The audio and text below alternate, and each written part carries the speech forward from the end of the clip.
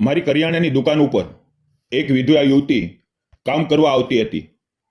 તેને ખરેખર કામની જરૂર હતી અને તે ખૂબ ઈમાનદારી અને દિલથી કામ કરતી હતી. એક દિવસ તે મારા ઘરે પગાર લેવા આવી. તે સમયે ઘરમાં ફક્ત હું અને તે, અમે બે જણ જ હતા. તેણે અમારા બંને માટે ચા બનાવી. ચા પીતી વખતે અમે ચૂપચાપ એકબીજાને જોતા હતા. તેની આંખોમાં એક અલગ જ ચમક હતી. જ્યારે મેં તેને પગારના પૈસા આપ્યા ત્યારે અમારા હાથ હવેથી એકબીજાને અડી ગયા અને તે જ ક્ષણે કંઈક એવું બન્યું. તો નમસ્તે મિત્રો, મારું નામ માધવ છે. મારી ઉંમર 34 વર્ષની છે અને હું શહેરમાં રહું છું. મારી પોતાની કરિયાણાની દુકાન છે. આજુબાજુ ઘણા ઘરો હોવાને કારણે દુકાન પર ગ્રાહકોની ક્યારેય કમી નથી હોતી અને આથી દુકાન સારી ચાલે છે. રોજ સારી આવક થઈ જાય છે, પણ આટલું બધું કામ એકલા કરવું મુશ્કેલ થઈ રહ્યું હતું. તેથી મને એક કામદારની જરૂર હતી. મેં દુકાનની બહાર એક બોર્ડ લગાવ્યું કે કામદાર જોઈએ છે.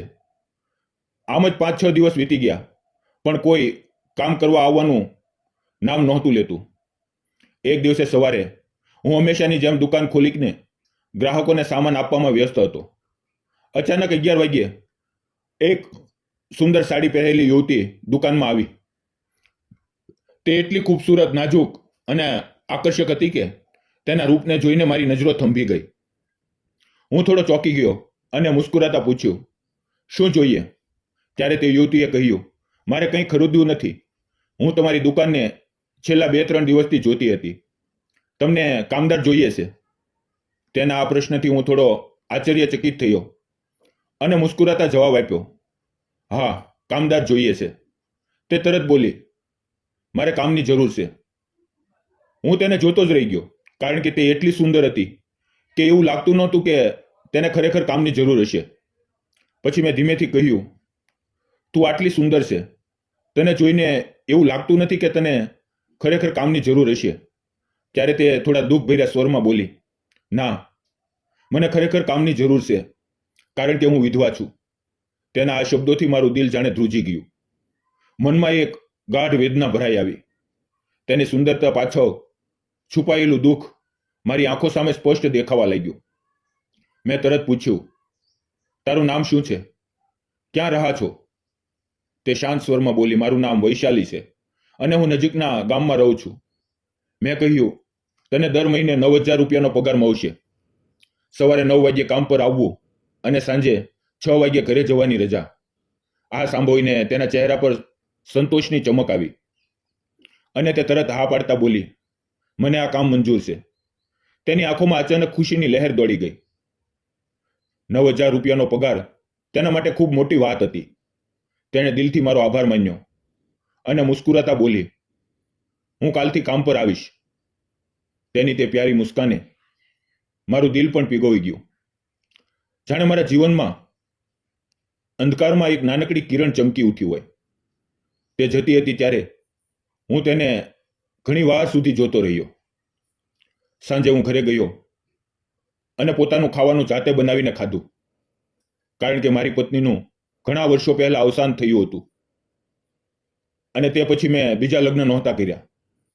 જીવનમાં એટલું બધું દુઃખ જોયું હતું કે હવે કોઈ બંધનમાં બંધાવું નહોતું. હું એકલો જ રહેતો હતો, પણ હું એ પણ સમજતો હતો કે ઇન્સાન કેટલા દિવસ એકલતાને સહન કરી શકે. બીજે દિવસે સવારે મેં દુકાન ખોલી. 10 વાગ્યે 5 મિનિટ બાકી હતી ત્યાં વૈશાલી દુકાને આવી ગઈ. તેને સમયસર જોઈને મને સંતોષ થયો. મેં તેને બરાબર સમજાવ્યું કે કયો સામાન ક્યાં રાખેલો છે. દાળ, ચોખા, ખાંડ, તેલ, અનાજ કેવી રીતે ઓળખવું, તેનું વજન કેવી રીતે કરવું, પેકેટ કેવી રીતે બનાવવું અને ગ્રાહકો સાથે નમ્રતાથી કેવી રીતે વાત કરવી. હું સમજાવતો હતો અને અજાણતા મારી નજરો તેના માસૂમ, સુંદર અને નાજુક ચહેરા પર ઠરી રહેતી હતી. તેનું બોલવું પણ મધુર અને નાજુક હતું. શરૂઆતના 2-3 દિવસ તેને થોડી મુશ્કેલ લાગ્યું, કારણ કે તે નવી હતી, પણ તે દિલથી બધું શીખતી હતી અને હું પણ ધીરજપૂર્વક તેને શીખવાડતો હતો.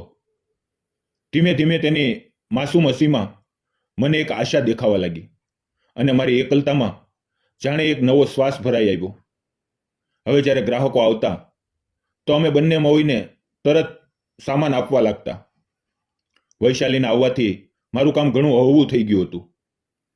હવે વૈશાલીને દુકાને આવતા 1 મહિનો થઈ ગયો હતો. તે કામમાં ખૂબ તત્પર હતી.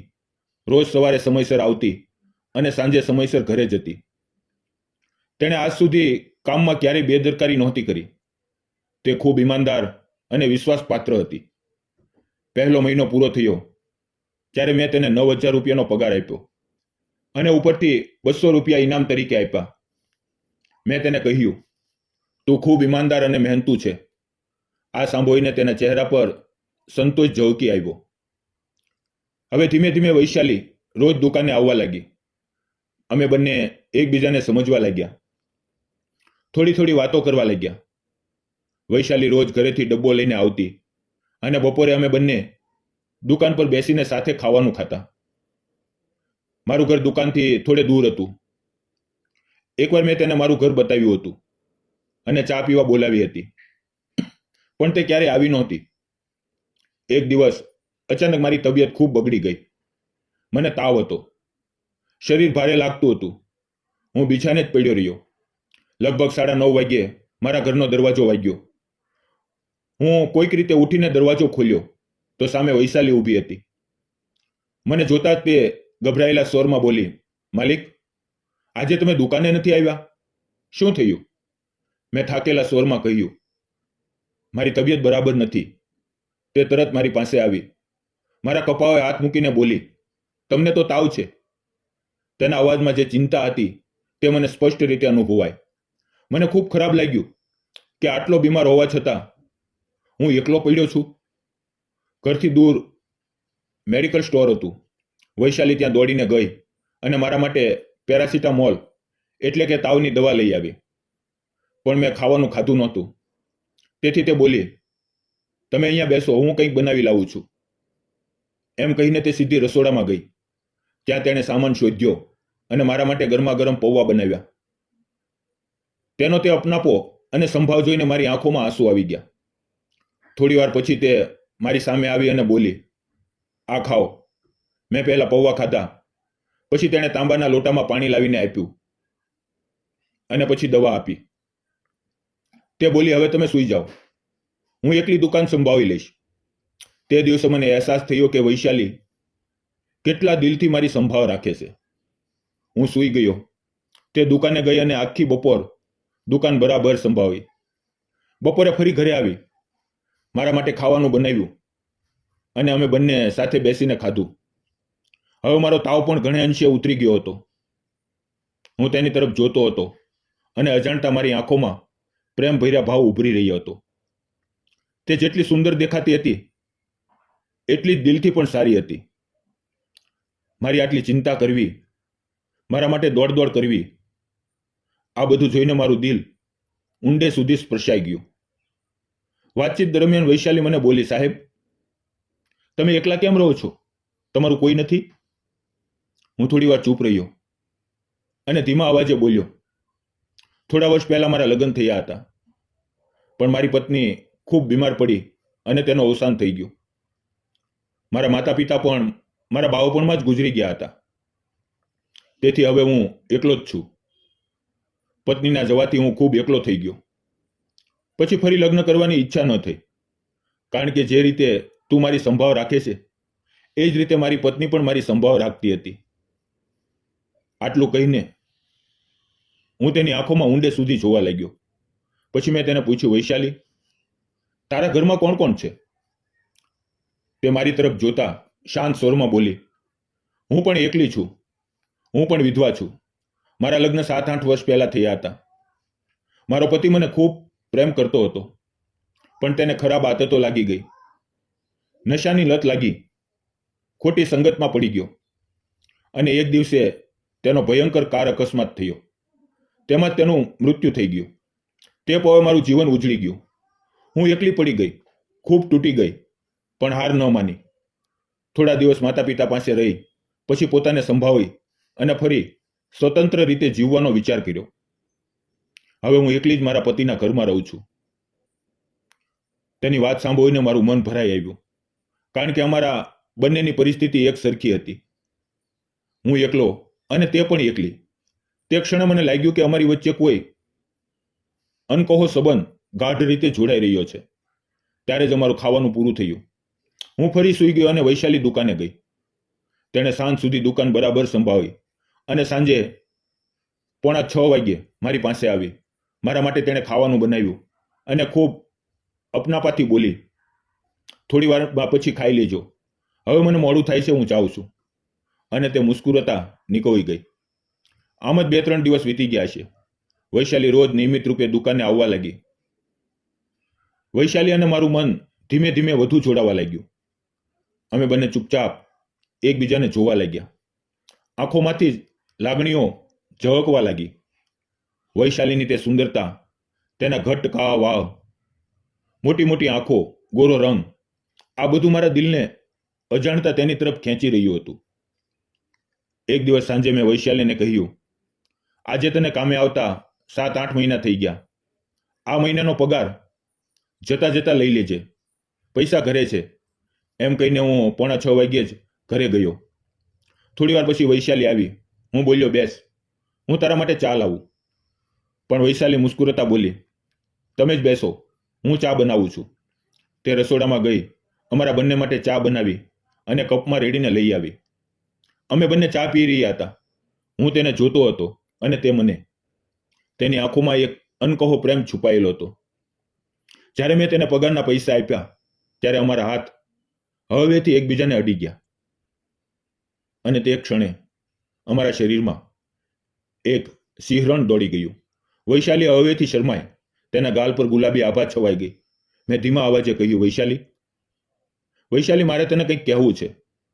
તે હળવી લજ્જાથી બોલી, કહો. મેં મારા મનની હિંમત એકઠી કરીને કહ્યું, વૈશાલી, હું તને પ્રેમ કરું છું. તું મને ખૂબ ગમે છે. જો આપણે બંને સાથે જીવન વિતાવીએ તો તને મંજૂર હશે? થોડી વાર તે શાંત રહી.